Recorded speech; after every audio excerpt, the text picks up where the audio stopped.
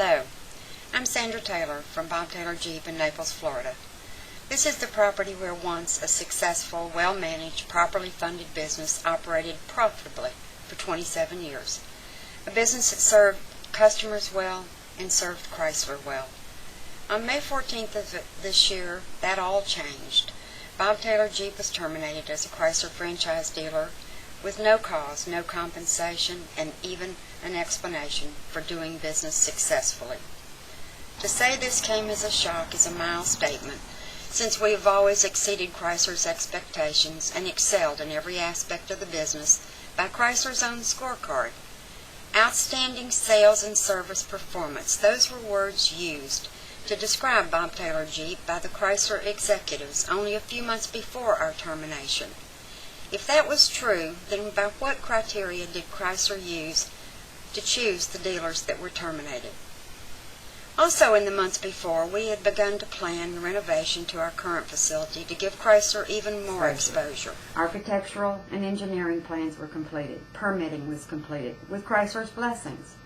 A struggling economy and decline of sales in 2008 temporarily halted this construction, but our plan was not abandoned. A lot of things ran through my head in those hours following the termination of our business, but probably first and foremost, I wondered, how can this happen in the United States? Where had we come to in this country that would allow the taking of someone's life work, the investment made in our communities, the principles of good businesses, only to be given to someone else, in many cases someone down the street or around the corner, given freely to someone who made no investment in time, loyalty, or hard work? Surely this cannot be what was intended by our founding fathers and the Constitution. Nevertheless, that's what was happening to Bob Taylor Jeep and many other dealers on that day. We were challenged with unwinding a business that had taken 27 years to build in less than 30 days. We were faced with telling long-time, well-trained, hard-working employees that they would be without a job within a month. That was probably the hardest challenge of all, since our business had been built on the principles of honesty, decency, and most important, loyalty. 2 of our Jeep salesmen had achieved and maintained master sales status for several years, an award that's given to a salesman for selling 100 vehicles a year.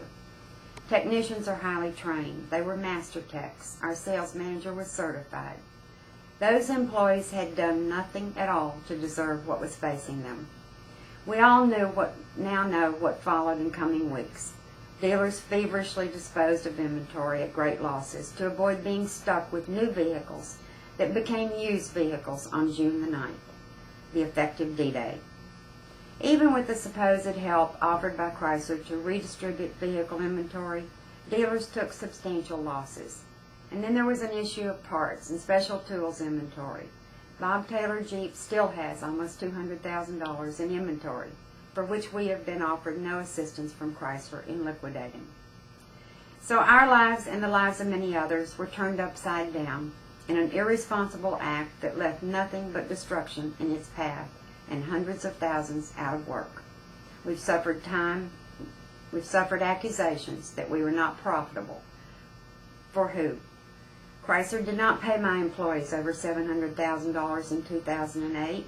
They didn't buy the facility, and they didn't pay real estate taxes or sales tax in excess of $125,000. Chrysler didn't pay for inventory. They didn't make contributions to local charitable organizations.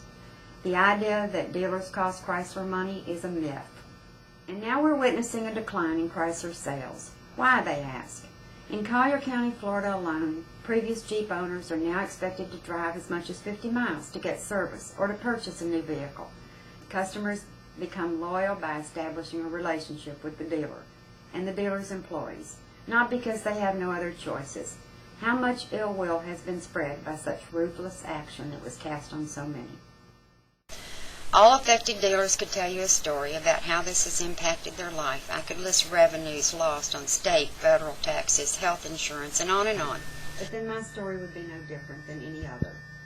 What we all lost on that terrible day was our spirit and our drive, the tenacity and the ingenuity that made this nation the envy of the world.